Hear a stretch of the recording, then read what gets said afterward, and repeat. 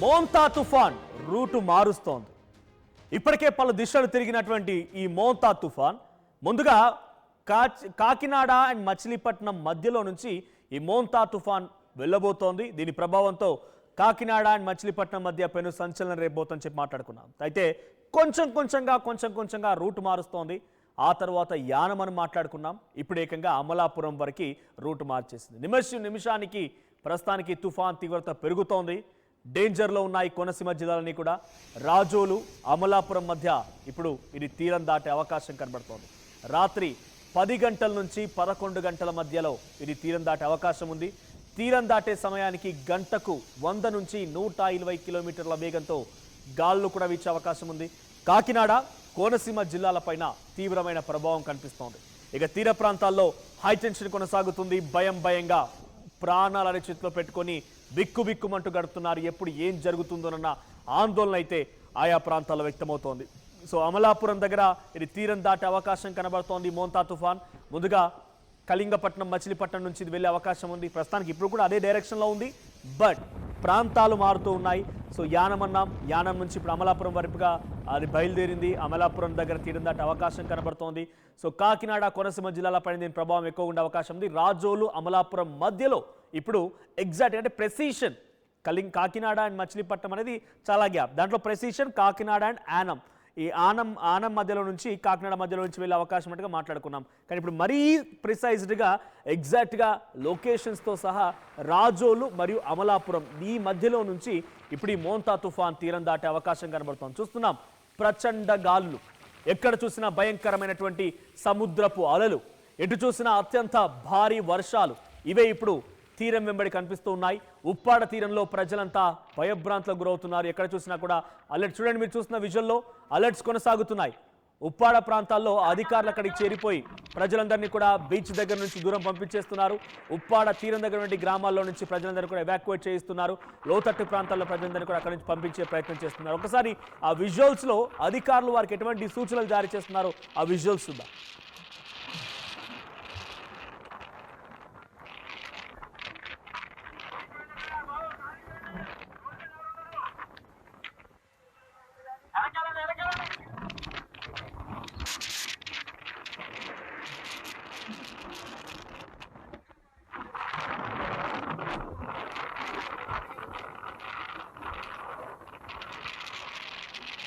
ఇది అధికారులు అక్కడ చెప్తున్న మాట. ఎమర్జెన్సీ సిచ్యువేషన్ మాదిరిగా కనిపిస్తోంది. ఆల్రెడీ సమయం 7 అయింది. ఇప్పుడు ఏపీ వ్యాప్తంగా పబ్లిక్ ట్రాన్స్పోర్టేషన్ కూడా నిలిపివేశారు. రైల్వే సర్వీసులు రద్దయిపోయాయి, నిలిపివేశారు. విమాన సర్వీసులు నిలిపివేశారు. ప్రస్తుతానికి పబ్లిక్ ట్రాన్స్పోర్టేషన్ బస్సెస్ని కూడా నిలిపివేశారు. ఎక్కడికక్కడ ఒక స్తంభించిందని చెప్పాలి. అమలాపురం రాజోలు మధ్యలో ఇప్పుడు ఈ మోంతా తుఫాన్ తీరం దాటబోతున్న నేపథ్యంలో అమలాపురం దగ్గర నుంచి మా ప్రతినిధి ప్రకాష్ సిద్ధంగా ఉన్నారు. ప్రకాష్, సో ప్రెసెంట్ అమలాపురం దగ్గర సిచ్యువేషన్ ఏంటి? అమలాపురం రాజోలు మధ్యలో నుంచి ఇప్పుడు ఈ మోంతా తుఫాన్ తీరం దాటబోతుందని చెప్తున్న నేపథ్యంలో అమలాపురంలో కరెంట్ సిచ్యువేషన్ ఎలా ఉంది?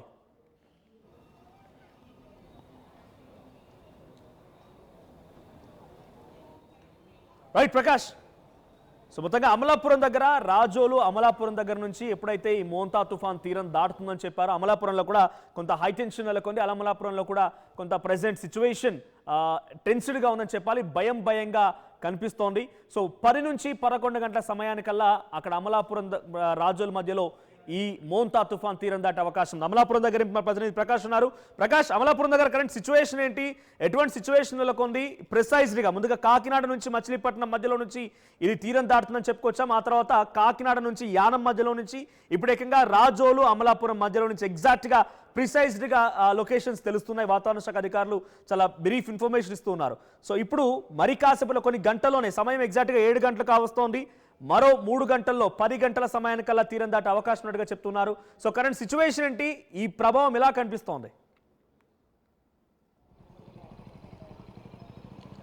మనోజ్, అంటే ప్రధానంగా తెలిసింది ఈ తుఫాన్ అయితే ఆ ఉదయం నుంచి కూడా దాని ప్రభావం అయితే గంట గంటకు కూడా మారుతున్నటువంటి పరిస్థితి ఉంది. అలాగే ఉదయం అయితే ఆ తుఫాను తీవ్రత సముద్రంలో బంగాళాఖాతంలో ఏదైతే పశ్చిమ మధ్య బంగాళాఖాతంలో ఉన్నప్పటికీ దాని ప్రభావం అయితే మొదటగా ఉదయం అయితే కాకినాడ వైపు అయితే గాలులు తీవ్రత మొదలైంది. అలాగే సముద్రం ఎలాగ అటుగా చూసుకుంటే అలాగే యానం, కాకినాడ, యానం, అలాగే ఇక్కడ వాడల రేవుతో పాటు అలాగే అంతర్వేది వరకు కూడా దాని ప్రభావం నరసాపురం ఏదైతే మచిలీపట్నం వరకు కూడా ఒక రౌండ్ అయితే ఉదయం నుంచి కూడా సాయంత్రం వరకు వచ్చేసరికి దాని ప్రభావం అయితే క్లియర్గా ఈ యొక్క తీర ప్రాంతంలో ఉన్నటువంటి మండలాలపై కూడా ఎక్కువగా పడినటువంటి పరిస్థితి ఉంది.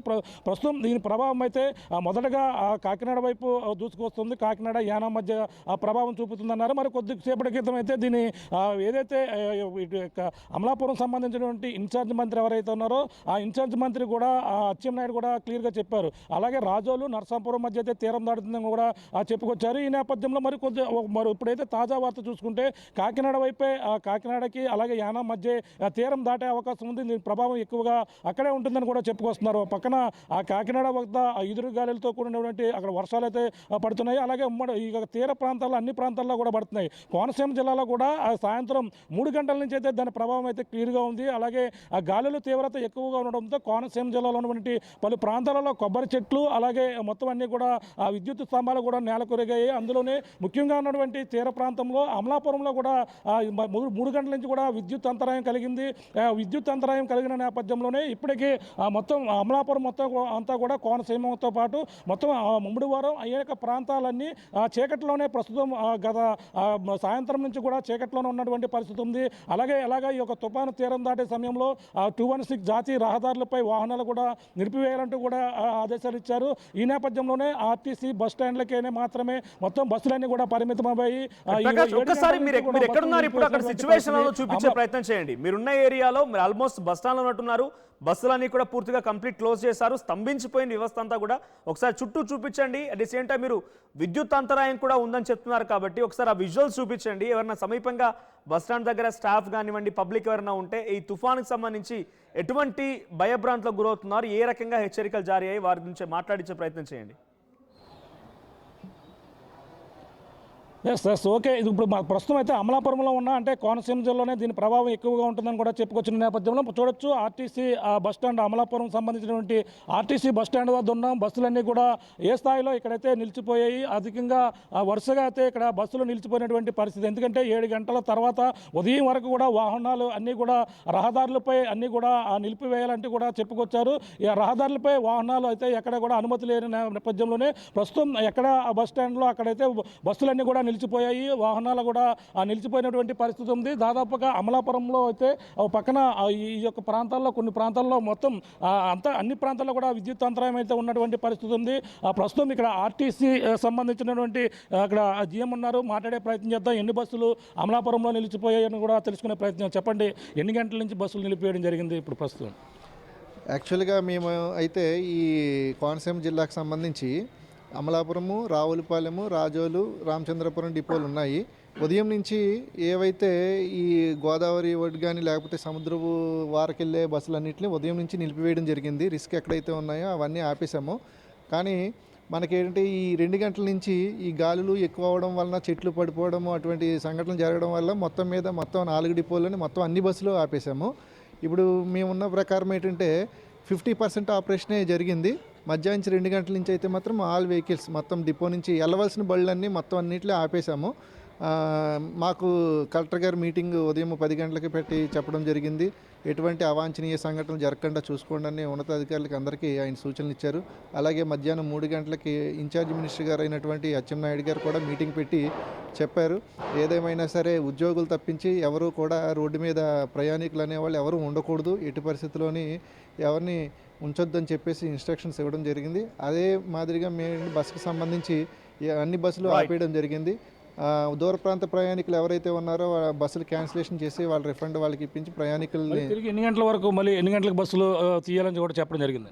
అంటే ఎన్ని గంటలకు అనేది ఈ గాలులు ఎదురుగాలు వర్షాలు ఎక్కువగా ఉంటే కనుక రేపు ఉదయం కూడా ఆపుతాము. అటువంటిది సర్దుమణిగిపోతే కనుక ఉదయం నుంచి రెస్టోర్ చేస్తాము. ఏదైతే ప్రయాణికులకు ఇబ్బంది లేకుండా ఎవరికి ఎటువంటి జరగకుండా ఉండే విధంగా ఉన్నట్లయితే మేము వెంటనే ఉదయం బస్సులు తిప్పడానికి సిద్ధంగా ఉన్నాము. అప్పటి వరకు అయితే బస్సులు ఎట్టి పరిస్థితుల్లోని బయటికి వెళ్ళవు. ఈ తీరం దాటి గాలి తగ్గేంత వరకు కూడా మేము ఆపరేట్ చేయమని చెప్పేసి చెప్తాం. ఇది ఆ పరిస్థితి అంటే ఉదయం అంటే ఈ యొక్క తుఫాను తీవ్రతను బట్టి ఈ వాహనాలు అయితే అనుమతించే పరిస్థితి అయితే కనపడుతుందో, పక్కన ఏదైతే భారీ ఈదుగాలకి రోడ్లపై చెట్లు ఒరిగే అవకాశం ఉంటుంది, విద్యుత్ స్తంభాలు నెలకొలిగే అవకాశం ఉన్న నేపథ్యంలోనే ఆ వాహనాలన్నీ కూడా ఎక్కడికెక్కడ నిలిపివేయాలని కూడా మొత్తం మీటింగ్ పెట్టి అందరూ కూడా ఆదేశాలు ఇచ్చినటువంటి పరిస్థితి ప్రధానంగా ఉంది. ప్రస్తుతం అమలాపురంలో నిలిచిపోయినటువంటి బస్సులో పక్కన ఇలా ఉంటే రోడ్లన్నీ కూడా నిర్మానుష్యంగా ఉన్నటువంటి పరిస్థితి. అలాగే పక్కన సాయంత్రం నుంచి కూడా విద్యుత్ అంతరాయం కలిగిందని కూడా మొత్తం ఇక్కడ ఉన్నటువంటి వాసులు అయితే చెప్పుకొస్తున్నారు. అలాగే ఎటువంటి ఇబ్బందులు పడుతున్నారో చూసే ప్రయత్నం చేద్దాం. ఇప్పుడు రోడ్డు మీదకి వెళ్దాం. అమలాపురంలో ఉన్నటువంటి సిచ్యువేషన్ ఏ విధంగా ఉంది, ఈ తుఫాన్ అంటే ఇక్కడ చెట్లు అలాగే కొబ్బరి చెట్లు, కోనసీమ జిల్లా అంటేనే ఎక్కువ కొబ్బరి చెట్లు ఉంటాయి. అటువంటి కొబ్బరి చెట్లు అన్నీ కూడా నేలకు ఒరిగే అవకాశం ఉంది. అంటే కొద్దిపాటి ఈదురు గాలులకే సాయంత్రం వచ్చినటువంటి ఈదురు గాలులకే కొన్ని చెట్లన్నీ కూడా పడిపోయినటువంటి పరిస్థితి ఉంది. ఈ నేపథ్యంలోనే విద్యుత్ అంతరాయం కలిగింది. ఎక్కడికెక్కడ ఎలక్ట్రికల్ అధికారులు పక్కన పనిచేస్తున్నటువంటి పరిస్థితి. కేవలం మెడికల్ షాపులు మాత్రమే ఇక్కడ తెరిచి ఉన్నటువంటి పరిస్థితి ఉంది. మిగిలినవన్నీ కూడా దాదాపుగా ఆల్మోస్ట్ అయితే క్లోజ్ చేశారు. ఇది ఎప్పుడు కూడా అమలాపురం సంబంధించినటువంటి బస్టాండ్ ఎదురుగా ఎప్పుడు రద్దీగా ఉంటుంది. కానీ ఇప్పుడంతా కూడా నిర్మానుష్యంగా ఉన్నటువంటి పరిస్థితి అయితే మనకు కనబడుతుంది. ఇక్కడ షాపులు కావచ్చు, హోటళ్ళు కావచ్చు, మొత్తం అన్నీ కూడా ఇక్కడ మూసిపోయినటువంటి పరిస్థితి అయితే కనబడుతుంది. మొత్తం మీద ఇక్కడ చూడొచ్చు. అంటే ఇక్కడ అమలాపురంలో ఉన్నటువంటి వీధి కూడా ఇప్పుడే విద్యుత్ అంటే ఇప్పుడే పునరుద్ధరించినటువంటి పరిస్థితి ఉందని కూడా చెప్పుకొస్తున్నారు. అంటే ఇప్పటివరకు కూడా చీకట్లో అలుముకున్నటువంటి అమలాపురం ప్రస్తుతం ఏదైతే ఈ యొక్క ప్రాంతంలో అంటే అమలాపురం దగ్గర ఇది కరెంట్ సిచ్యువేషన్. ఎంతటి ప్రచండ గాళ్ళు వీస్తున్నాయో మనం చూస్తున్నాం. కోనసీమ జిల్లాలంటేనే కొబ్బరి చెట్లకి చాలా పెద్ద ఎత్తున ఒక ఆహ్లాదకరమైనటువంటి వాతావరణం. అంతర్వేది, అమలాపురం, రాజులు ఇవన్నీ కూడా అద్భుతమైనటువంటి ఒక చూడదగ్గ ప్రాంతాలు. సో ఒక్కసారి ఇప్పుడు ఎక్కడ తీరం దాటుతుంది మీకు విజువలైజేషన్లో ఈ మ్యాప్లో చూపించే ప్రయత్నం చేస్తాను. సో ఇక్కడ వచ్చిన విజువల్లో మీరు చూస్తున్నారు, ఇది అమలాపురం.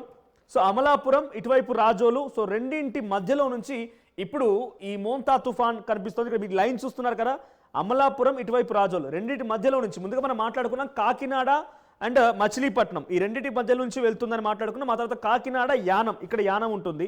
సో రెండింటి మధ్యలో నుంచి వెళ్తుందని చెప్పి మాట్లాడుకున్నాం. తర్వాత ఈ ప్రిసైజ్డ్గా అంటే ఈ యొక్క ప్రభావం సంబంధించి ప్రిసైజ్డ్గా అధికారులు, ఇటు వాతావరణ శాఖ అధికారులు గుర్తిస్తున్నారు. కాబట్టి ఇప్పుడు మచిలీపట్నంపై ప్రభావం ఉంది. కాకినాడ మచిలీపట్నం మధ్యలో నుంచే వెళ్తుంది. కానీ ప్రిసైజ్డ్గా చెప్పాలంటే అమలాపురం, రాజోలు మధ్యలో నుంచి ఇది వెళ్తోంది. ఎగ్జాక్ట్గా 10 గంటల 20 నిమిషాల నుంచి 10 గంటల 30 నిమిషాల సమయానికి ఇది తీరం దాటే అవకాశం ఉంది. సో ఇప్పుడు మీరు ఇక్కడ చూసారు అమలాపురంలో సిచ్యువేషన్ ఎలా ఉందనేది. అమలాపురంలో బస్టాండ్కి ఎదురుగా నిత్యం రద్దీగా ఉండే ప్రాంతం కాస్త ఇప్పుడు మోంతా తుఫాన్ ప్రభావంతో పూర్తిగా అక్కడ షాపులన్నీ క్లోజ్ అయిపోయాయి. మెడికల్ ఎమర్జెన్సీ సంబంధించినటువంటి షాప్స్ తప్ప మిగిలినవన్నీ కూడా క్లోజ్ అయిపోయాయి. బస్సులు ఎక్కడికక్కడ ఆగిపోయాయి. హైవేస్ ఎక్కడానికి వీల్లేదు. ఉదయాన్నే రిస్కీ ఏరియాస్లో ఉదయం నుంచి ఆపేశారు. ఇప్పుడు సాయంత్రం సమయానికల్లా కంప్లీట్గా క్లోజ్. ఎక్కడ చూసినా కూడా కనీసం బస్సులు కూడా బయటకు వెళ్ళడం లేదు. అది సిచ్యువేషన్ కరెంట్ అమలాపురంలో. సో రాజోలు, అమలాపురం మధ్యలో ఇప్పుడు ఇదే సిచ్యువేషన్ కొనసాగుతోంది. సో 10-11 గంటల సమయానికల్లా ఈ మోంతా తుఫాన్ ఈ తీరం దాటే అవకాశం కనబడుతుంది. అటువైపు అధికారులు కూడా అలర్ట్గా ఉన్నారు.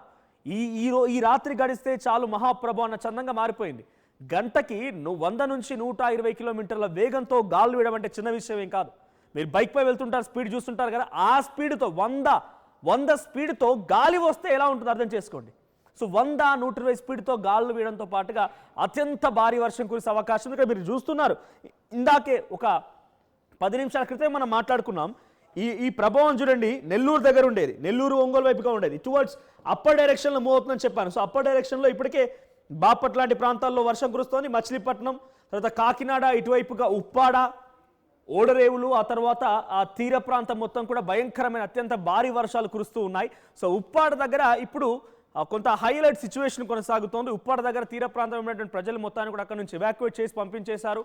కొంత అలర్ట్ కూడా కొనసాగుతోంది. సో ఒకసారి మళ్ళీ ప్రకాష్ దగ్గరికి వెళ్దాం. ప్రకాష్ అందుబాటులో ఉన్నారా? రైట్, ప్రకాష్ మరి కాసేపు అందుబాటులోకి వస్తారు. సో ఇక్కడ మనం మ్యాప్ చూస్తుంటే అమలాపురం, రాజోల్ మధ్యలోనే ఇప్పుడు ఈ సైడ్ ఇక్కడ నుంచే అది పాస్ అయ్యే అవకాశం ఉంది. సో ముందుగా మళ్ళీ చెప్తున్నాను, కాకినాడ, మచిలీపట్నం మధ్యలో నుంచే వెళ్తోంది. ఈ ప్రభావం అంతటా ఉంటుంది. కేవలం అమలాపురం, రాజోల్ అన్నాం కదా, అక్కడే ప్రభావం ఉంటుంది, ఇటువైపు ప్రభావం ఉంటుంది కదా అంటే ఇదంతా కూడా ఈ ఏరియా మొత్తం కూడా ఇది కనిపించినటువంటి ఈ ప్రాంతం మొత్తం కూడా ఆ ప్రభావం ఉంటుంది. కానీ ప్రెసైజ్డ్గా దాని యొక్క ప్రభావానికి సంబంధించి ఎక్కడ ఎగ్జాక్ట్గా ఉండే లొకేషన్ చూస్తే ఆ ఎగ్జాక్ట్గా ఉండే లొకేషన్లో దాని తీవ్రతను బట్టి చర్యలు తీసుకోగలుగుతారు. కాబట్టి వాతావరణ శాఖ అధికారులు ప్రిసైజ్డ్గా ఏ స్థాయిలో వెళ్తుందనే దానికి చూస్తున్న సమయంలో సో దాని సిచ్యువేషన్ కూడా మనం చూస్తున్నాం. సో మళ్ళీ మీకు ఇక్కడ చూపిస్తున్నాను. సో ఇక్కడ ఎగ్జాక్ట్ని వారు చెప్పే సమయానికి 7:30 అవుతోంది. ఒకసారి ప్లే చేస్తాను. ఇక్కడ ఎగ్జాక్ట్గా ఇప్పుడు మోంతా తుఫాన్ ప్రభావం ఇక్కడ కనిపిస్తోంది. సో తీరం దగ్గర తాకడానికి కేవలం 35 కిలోమీటర్లు మాత్రమే. గంటకి 12 కిలోమీటర్ల వేగంతో వెళ్తున్నటువంటి ఈ మోంతా తుఫాన్ ప్రభావం, ఈ మోంతా తుఫాన్ సో ఈ తీరం తాకడానికి కేవలం ఇంకొక 3 గంటలు మాత్రమే ఉంది. మరో 3 గంటల్లో ప్రచండ గాలులతో, భయంకరమైనటువంటి గాలులతో, జోరుగా వర్షాలతో, అత్యంత భారీ వర్షాలతో, కనీసం అక్కడ మనిషి కూడా నిల్చోలేనటువంటి ఒక భయంకరమైనటువంటి గాలులతో, భయంకరమైన సిచ్యువేషన్తో ఒక అత్యంత భారీ వర్షం కురవబోతోంది. 3 గంటల సమయమే. ఒకసారి మీకు ఇక్కడ ప్లే చేస్తాను మళ్ళీ. సో ఇక్కడ ప్లే చేస్తే ఇది మూవ్ అవుతుంది చూడండి. ఇక్కడ మూవ్ అవుతుంది, కింద టైమింగ్ కూడా కదులుతూ ఉంటుంది. సో ప్లే చేయండి. సో మూవ్ అవుతుంది ఎగ్జాక్ట్గా. Hold right. 10:20 9:40 కల్లా తీరాన్ని టచ్ అవుతుంది. అంటే ఇంకొక 2 గంటలు మాత్రమే, మరొక 20 నిమిషాలు, అంటే 10 to 11 కల్లా దాని వేగం, ఇది ఎంత డెన్సిటీతో తక్కువగా వస్తుందో దాని ప్రభావం అంత ఎక్కువగా ఉంటుంది. ఎంత స్లోగా అయితే వస్తుందో అంతకంటే ఎక్కువ హ్యూజ్గా ప్రభావం ఉండబోతోంది. సో ఇప్పుడు అది వేగం తగ్గించింది. నిన్న 18 కిలోమీటర్ల వేగం, మొన్న 15 కిలోమీటర్ల వేగం, ఇప్పుడు కేవలం 12 కిలోమీటర్ల వేగం మాత్రమే. 12 కిలోమీటర్ల వేగంతో వచ్చేటువంటి ఈ మోంతా తుఫాన్ డెన్సిటీ తక్కువగా వస్తోంది, దట్టు దాని ప్రభావం ఎక్కువగా ఉండబోతోంది.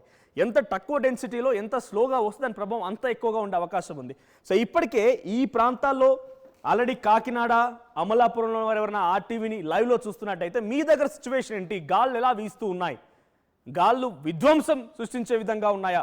వర్షాలు ఎలా ఉన్నాయి? మీరు కామెంట్ చేయండి. సో డెఫినెట్గా దీని ప్రభావం ఎలా ఉందనేది మీకు విన్నట్టు మీద అప్డేట్ ఇచ్చే ప్రయత్నం చేస్తున్నాను. సో మా ప్రతినిధి ప్రకాష్ సిద్ధంగా ఉన్నారు మళ్ళీ. రైట్. అంతకంటే ముందు ఇప్పుడు ఉప్పాడ దగ్గర, ఇంతకంటే 1 గంట క్రితం ఉప్పాడ దగ్గర సిచ్యువేషన్ ఎలా ఉందనేది మీకు విజువల్లో చూపిస్తాను. సో విజువల్స్ మీరు చూస్తున్నారు ఉప్పాడ దగ్గర సిచ్యువేషన్కి సంబంధించి. అక్కడ గండి పడింది, భారీ గండి పడడంతో పబ్లికే అంతా కలిసిపోయి రాళ్ళన్నీ జమ చేసి మళ్ళీ ఆ గండిని పూడ్చే ప్రయత్నం చేస్తున్నారు. అధికారులు అక్కడికి చేరుకున్నారు. జేసీబీ సహాయంతో ఆ గండిని తాత్కాలికంగా పూడ్చే ప్రయత్నం కూడా చేశారు. సో చాలా వరకు కూడా అక్కడ ఒక హై టెన్షన్ నెలకొన్నటువంటి వాతావరణం నుంచి వాళ్ళు ఎక్కడ కంట్రోల్ చేయలేని సిచ్యువేషన్లో ఇక అక్కడి నుంచి పబ్లిక్ అందరినీ కూడా, కొత్తపట్నం సంబంధించినటువంటి ఆ ప్రజలందరినీ, ఆ విలేజ్ మొత్తాన్ని కూడా ఖాళీ చేయించి అక్కడి నుంచి వేరే ప్రాంతానికి తరలింపజేశారు. వారంతా కూడా ఎవాక్యుయేట్ చేసి కొన్ని కమ్యూనిటీ హాల్లోకో లేకపోతే కొన్ని ఫంక్షన్ హాల్స్కి వెళ్ళిపోయారు. సో ఉప్పాడ దగ్గర మాత్రం కొంచెం హై టెన్షన్ నెలకొంది. సో ఇప్పుడు అమలాపురం, రాజోల్ మధ్యలో నుంచి ఈ మోంతా తుఫాన్ భయంకరంగా గాల్లో వీస్తూ తొలి ప్రభావాన్ని చూపించే అవకాశం ఉంది. So Prakash, so present Montha తుఫాన్ ప్రభావం అమలాపురం పైన ఎటువంటి వాతావరణంలో మార్పులు ఉన్నాయి? వాతావరణం అక్కడ చేంజ్ అంటే ఆల్రెడీ మీరు కాకినాడ దగ్గరికి వెళ్ళారు, కాకినాడ దగ్గర సిచ్యువేషన్ చూశారు, ఉప్పాడ దగ్గర సిచ్యువేషన్ చూశారు. ఇప్పుడు అమలాపురంలో ఎటువంటి సిచ్యువేషన్ ఉంది? ఎటువంటి గాలులు వీస్తున్నాయి? వాతావరణంలో మార్పులు ఏంటి? ప్రస్తుతం తుఫాను వచ్చే ముందు ఎటువంటి ప్రశాంత వాతావరణం కనపడుతుందో అటువంటి ప్రశాంత వాతావరణం అయితే ప్రస్తుతం అయితే ఉందని చెప్పాలి. ఎందుకంటే ఇప్పటి వరకు కూడా గాలిలో భీకరమైనటువంటి గాలులు వీసాయి.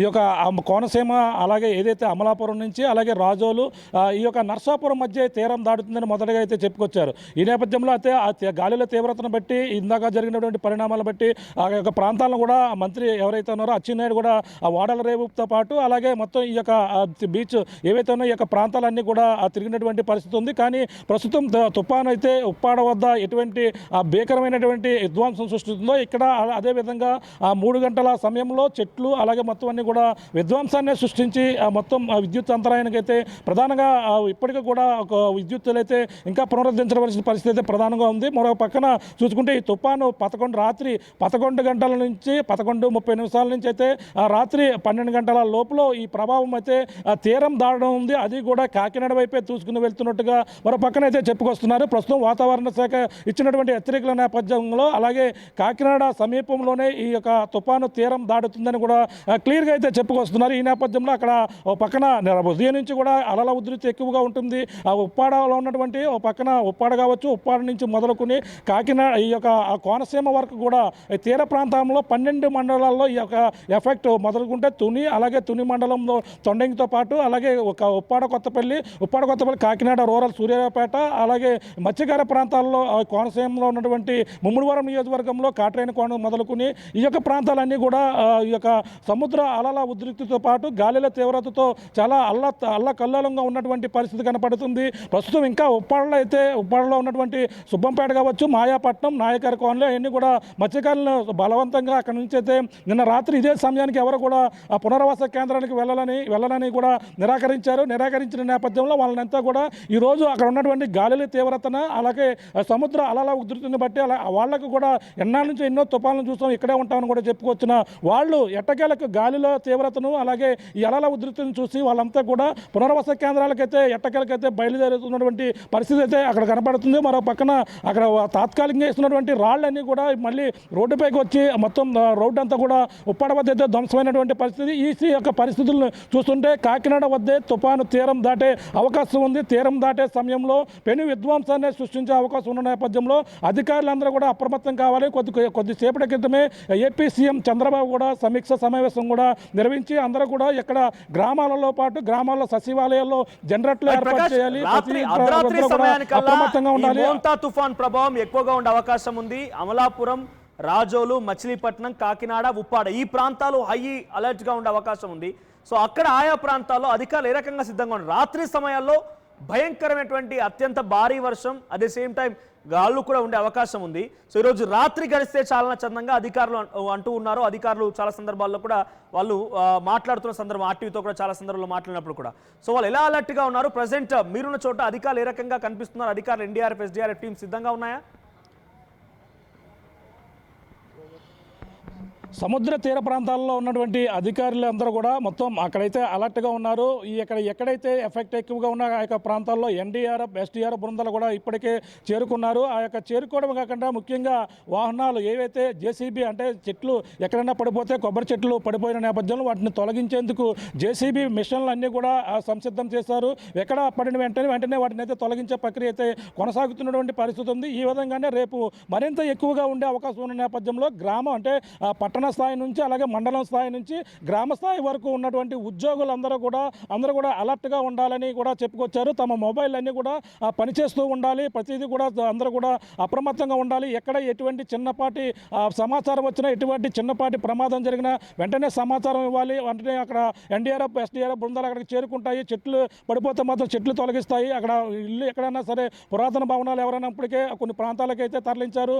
అలాగే పునరావాస కేంద్రాలు కాకినాడ జిల్లాల వ్యాప్తంగా 269 పునరావాస కేంద్రాలు ఏర్పాటు చేశారు. అక్కడికైతే ఈ యొక్క మత్స్యకార తీర ప్రాంతాలన్నీ కూడా ఇప్పటికే దాదాపు ఆల్మోస్ట్ తరలించినటువంటి పరిస్థితి ఉంది. మనం చూస్తున్నాం కాకినాడ పోర్ట్ ఏదైతే ఉందో 10వ నెంబర్ హెచ్చరిక అయితే జారీ చేశారు. అక్కడైతే 10వ నెంబర్ అయితే భీకరంగా ఉండే అవకాశం ఉంది. అక్కడ మనం కూడా చూస్తాం అక్కడ ఏదైతే కాకినాడలో ఉన్నటువంటి ఈ యొక్క అక్కడ ఉన్నటువంటి మత్స్యకారులకు సంబంధించినటువంటి కుంభాభిషేకం దగ్గర మత్స్యకారులు ఒక బోటు నుంచి అక్కడ లంగర్ వేసినటువంటి బోట్లు తాళ్లు తెగి అక్కడ నుంచి ఒడ్డుకొచ్చి రాళ్లకు కొట్టుకోవడంతో కొన్ని బోట్లు దాదాపుగా 10 బోట్ల వరకు కూడా ధ్వంసమైన మత్స్యకారులు అయితే ఆర్టీవీతో ఆవేదన అయితే వ్యక్తం చేసుకున్నారు. అయితే ఇప్పుడే ఈ విధంగా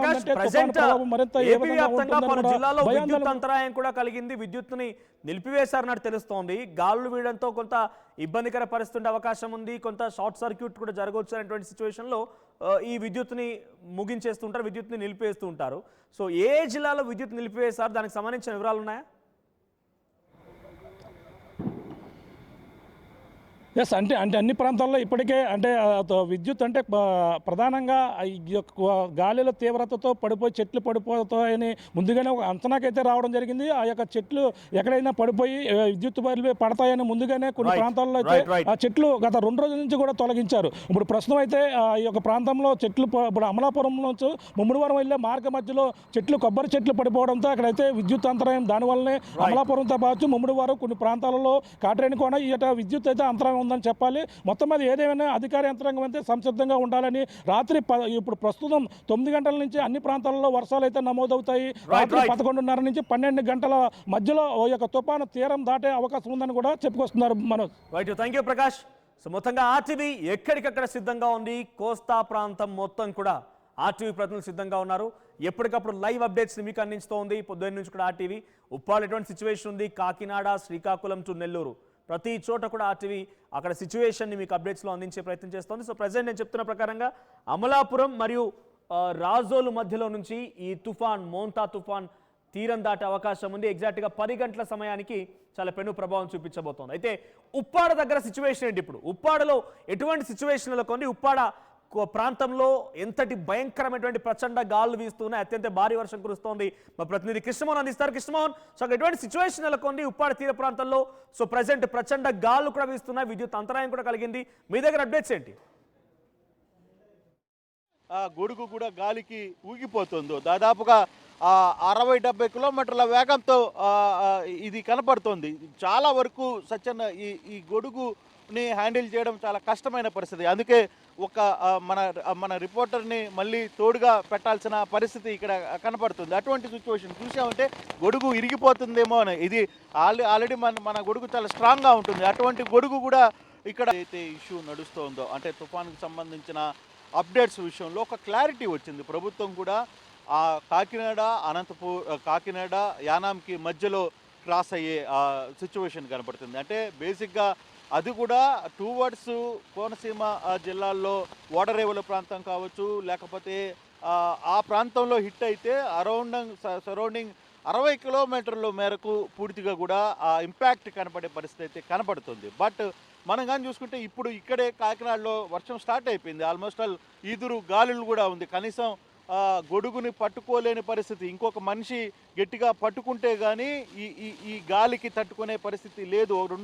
ఇద్దరు మనుషులు పట్టుకున్న గొడుగును చూడొచ్చు మనం ఏ విధంగా గొడుగు కూడా గాలికి ఊగిపోతుందో. దాదాపుగా 60-70 కిలోమీటర్ల వేగంతో ఇది కనపడుతోంది.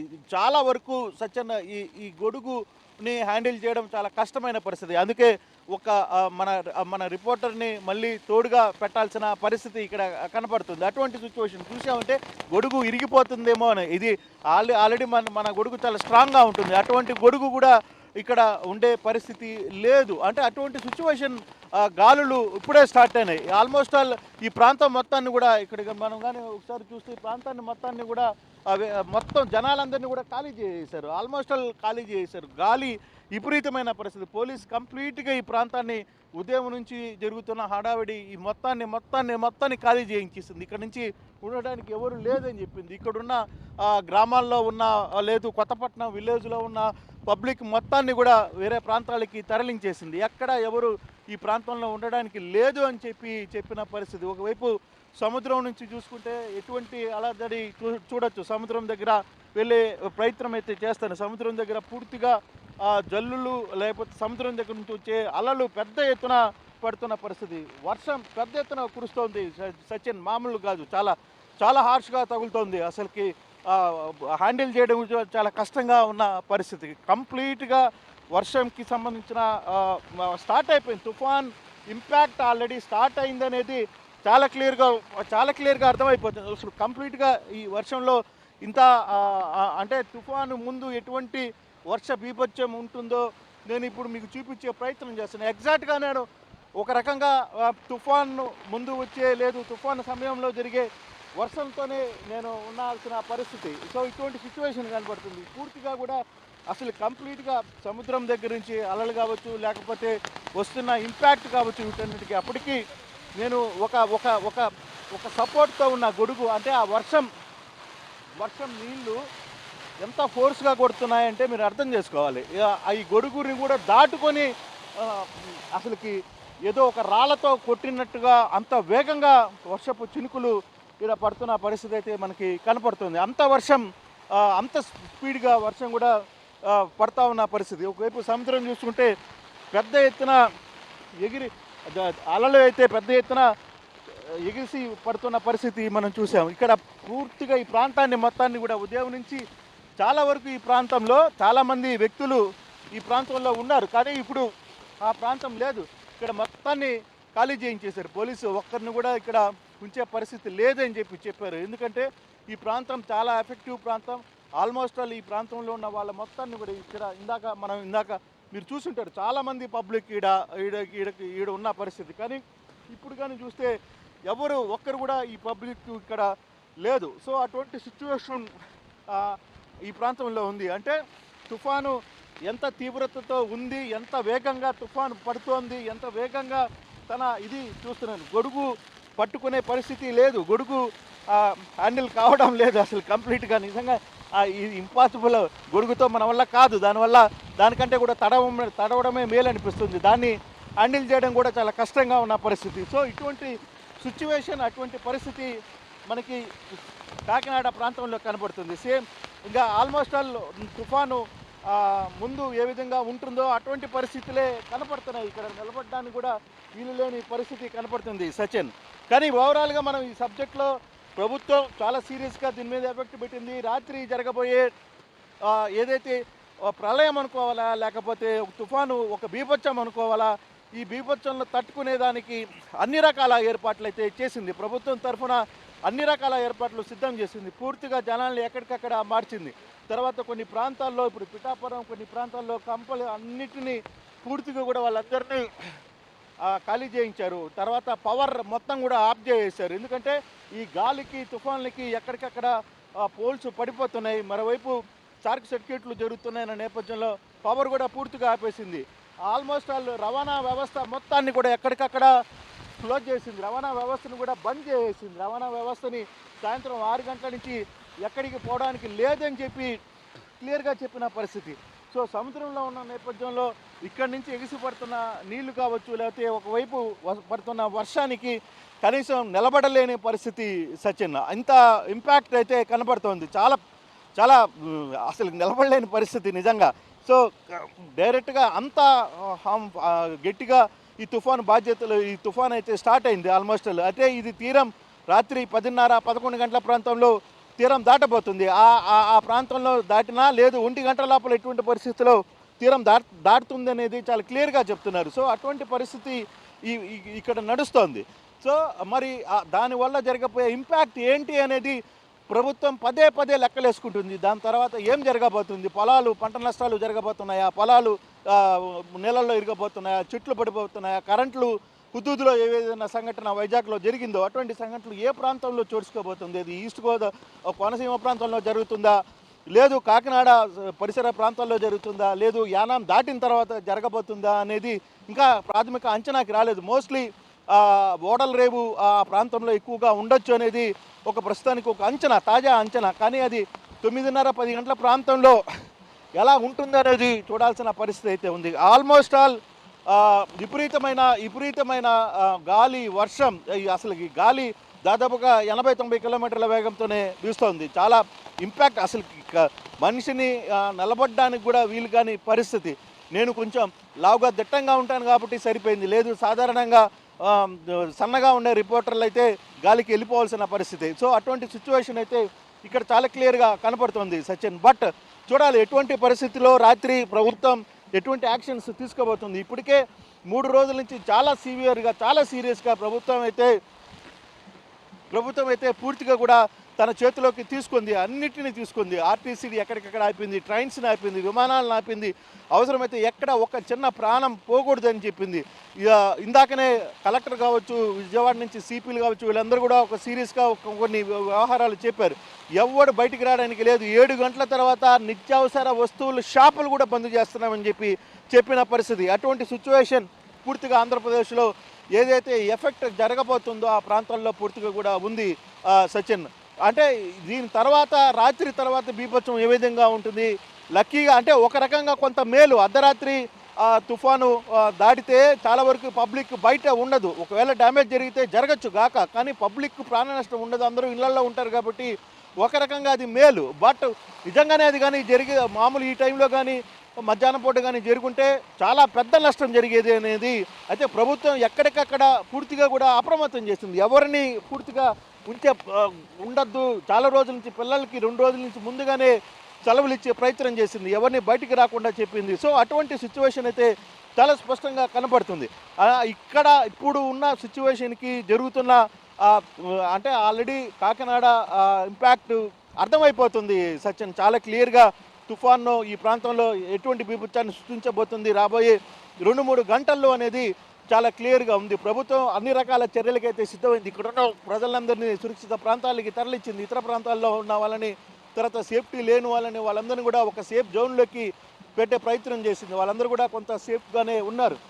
అయితే ఇప్పటికిప్పుడు జరుగుతున్న ఈ వ్యవహారంలో మాత్రం ఎటువంటి సిచ్యువేషన్స్ రేపు అంటే ఈ తుఫాను హిట్ అయిన తర్వాత జరగబోయే పరిణామాలు ఏంటి, ఏ విధంగా నష్టం ఎదుర్కోవాలి, ఎటువంటి పరిస్థితులు ఉంటాయి, పంట నష్టం జరుగుతుందా, ప్రాణ నష్టం జరుగుతుందా, చెట్లు పడిపోతాయా, కరెంటు పోల్స్ నేలకొల్తాయా, ఇవన్నీ కూడా ఒక ఇష్యూ అయితే వీటన్నిటికీ సంబంధించిన వ్యవహారంలో ఎంతవరకు వేచి ఉంటారు అనేది చూడాల్సిన పరిస్థితి అయితే ఉంది.